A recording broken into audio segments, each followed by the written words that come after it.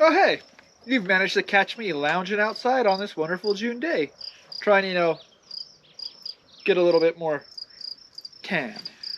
Actually, just wanted to enjoy the sun. So, as you all saw, I spent 5 months training for a marathon. Started in February, ended in June, and in those 5 months, while training, I noticed some changes. Before I started my training, I never ran more than 14 miles. By the time I was done, I had ran 26.2, and I couldn't feel my legs at the end. Here's what I noticed changed. But first, Stacy, roll that intro.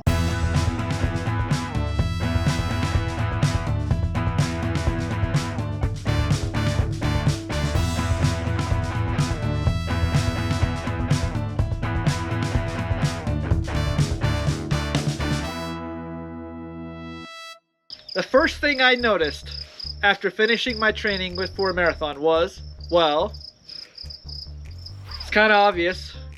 I was able to run a marathon. Okay, I walked for the aid stations. That means I ran roughly 26 miles and walked 0.2. That's what I'm going to guess. Once again, running 26 miles is no easy feat. So I'm not going to spend a lot of time on this one, but that is number one. Training for a marathon allowed me to be able to run a marathon. Go figure. The second thing I noticed is I lost weight. Now, I was already trying to lose weight before training for a marathon. I was already tracking calories, etc. But I'm pretty sure this accelerated it. When I started my official marathon training in February, I was 197.4 pounds.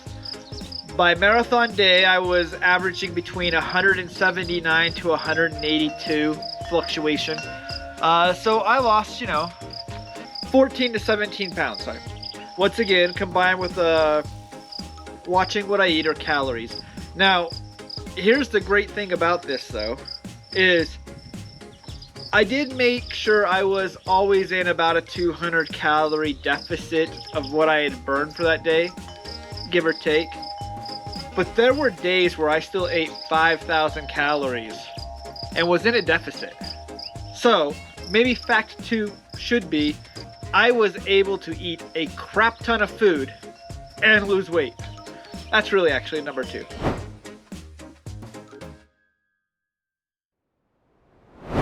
Alright, number 3 effect from training for a marathon. My resting heart rate plummeted. Before training, I was having an average heart rate in the high 60s, low 70s. In the couple of weeks leading up to my marathon, there was in the mid 40s, usually. Mid 40s to high 40s. So resting heart rate was much, much lower. I'd like to tell you there's a lot of benefits that come along with that, because I know there is. Can I name them all? No. Here's what I can do though for you. For those that do believe in the finite heartbeat theory, which I'm pretty sure is bunk, by the way. Technically, by my math, I'm actually saving heartbeats by having a resting heart rate in the 40s to 50s, even though I'm accelerating it daily on a run, than if I were just at a much higher rate. What I do know is it does mean though that my overall cardiovascular health is much better. And for somebody that has heart disease that runs in the family, heart health is important to me. So that's a good benefit. Number 4 change, let me show the right amount of fingers, that I noticed while training for a marathon. My mental health improved dramatically. And although I still had some anxiety on trying to get everything planned, especially with timing, training for marathon takes quite a bit of time. Overall, I honestly can say I felt happier during my marathon training, especially the last couple of months of it, than I had in a long time. Even when I was cold, miserable, running in wet or snow and all that other stuff, overall, I felt better. So Mental health, huge improvement. I do know that physical activity, not necessarily running, but physical activity is scientifically proven to help depression and anxiety. And I saw the benefits of that as I sometimes have those. So, mental health, big improvement. Number 5, the 5th thing I noticed for training for a marathon, I slept better. I've always kind of been a light sleeper for as long as I can remember, basically. I'd always wake up multiple times throughout the night. Even though I would plan for 8 hours of sleep, I'm pretty sure I would not actually get 8 hours of sleep.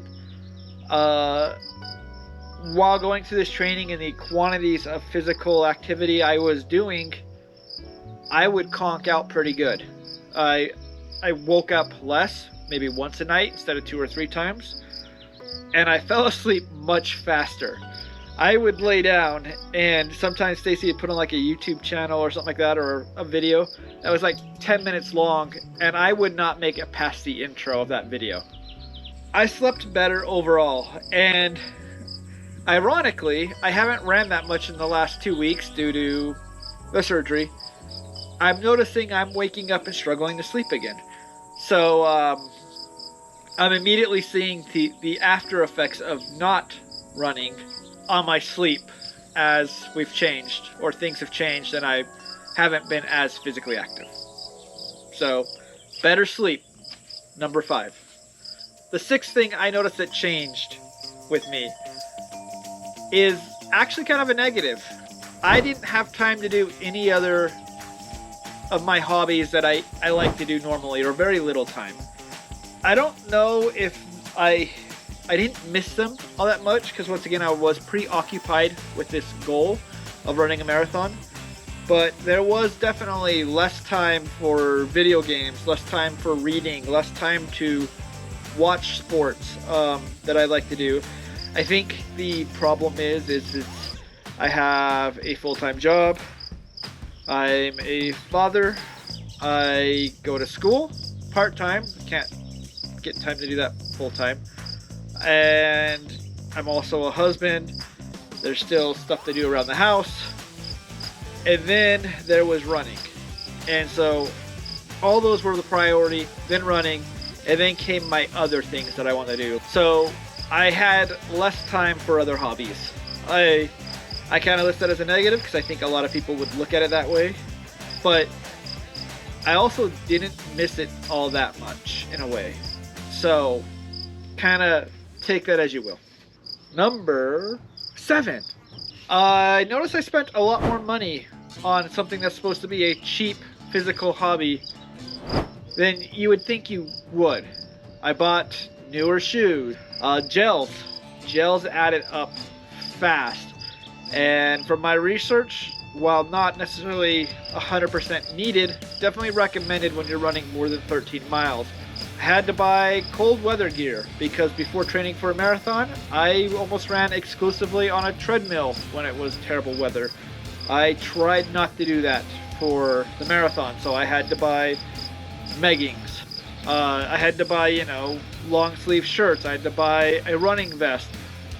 Still one of the most expensive, smallest piece of fabric things I've ever bought. And then there's race entry fees, socks, underwear, running underwear. Highly recommend. We'll just leave it at that. I spent a lot more money on a cheap athletic hobby than I thought I would. Running starts to add up. The number 8 item that I noticed while training for a marathon: a sense of accomplishment. Not just for running the marathon, for the training. After doing an actual training program, and while I still question the program I did, it obviously got me there. I was able to run a marathon. The sense of accomplishment that comes from completing a training program that has you run 420 miles in roughly a 4-month period, having an achievement that, by the way, I googled this morning, it says less than 0.05 of people in the US have done, and less than 0.01 of people in the world have done. if you think about that, that's staggering. Is just kind of like a wow factor.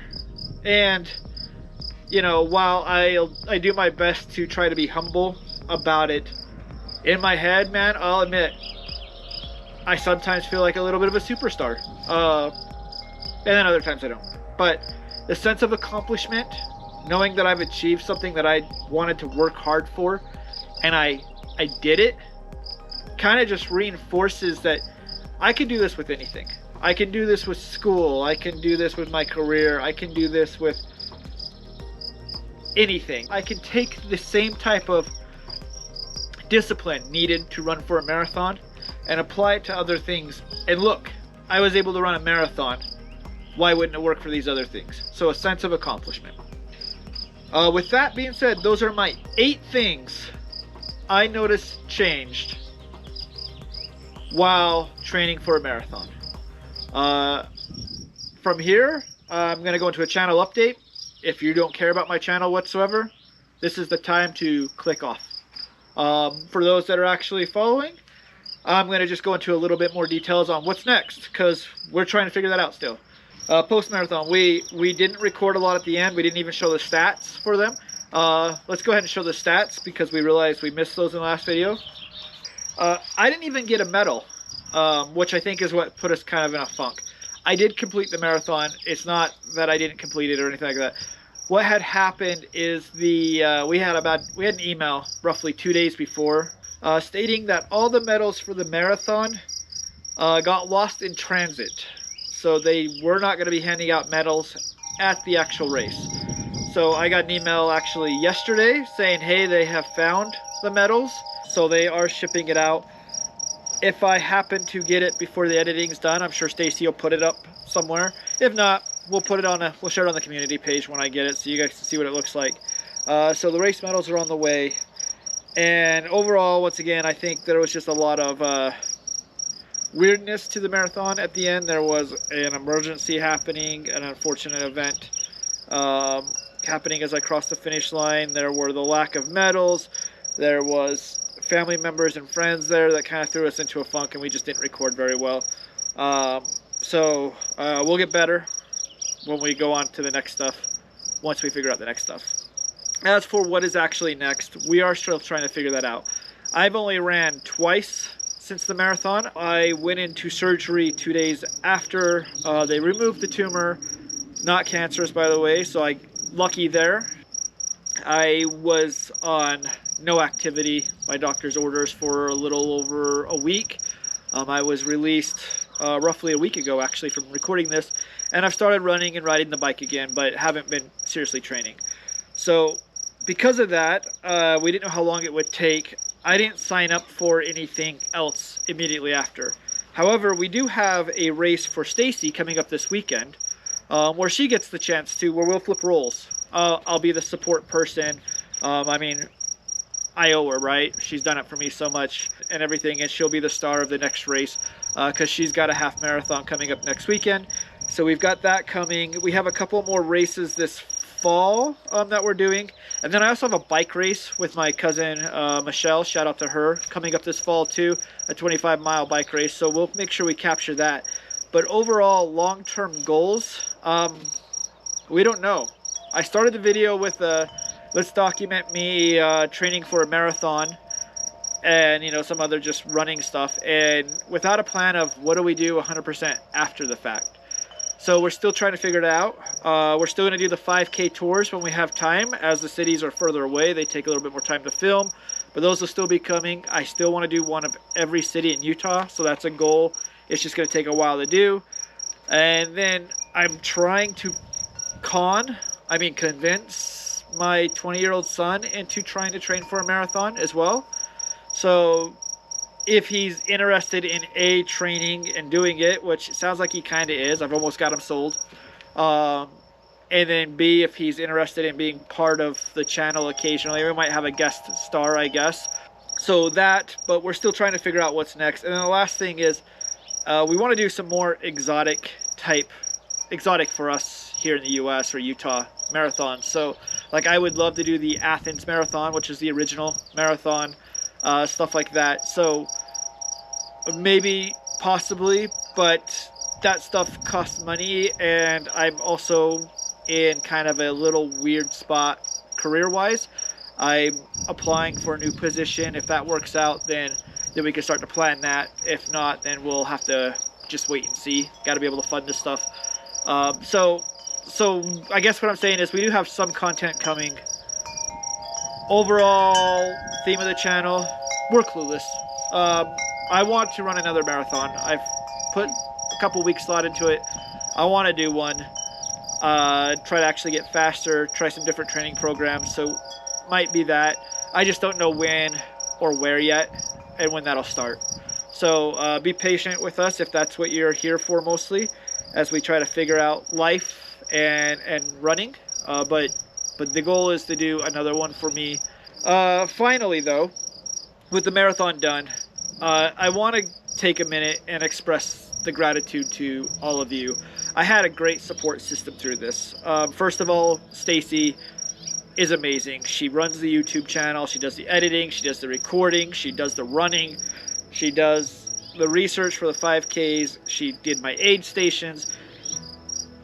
Not only could I not do the YouTube without Stacy, because she does all that, I don't know if I could have done the marathon without Stacy, to be honest. With all the support and stuff she helped me with, she made the training possible. So I've got to make sure I thank her. Jax and Cole, my son and stepson. Jax is our sometimes cameraman while he rides around on a bike. You've seen him in the videos. Cole does the music. I want to make sure they're aware and appreciate it too. But then all of you. I did the YouTube videos as kind of a way to hold myself accountable. Having you guys hold me accountable, all the kind words, the comments, the motivation, the tips, all of that meant so much, really helped out. Thank you, honestly. While we figure this out, hopefully you'll continue to follow whatever's next with us. And if not, well, I do thank you for your support, kind words.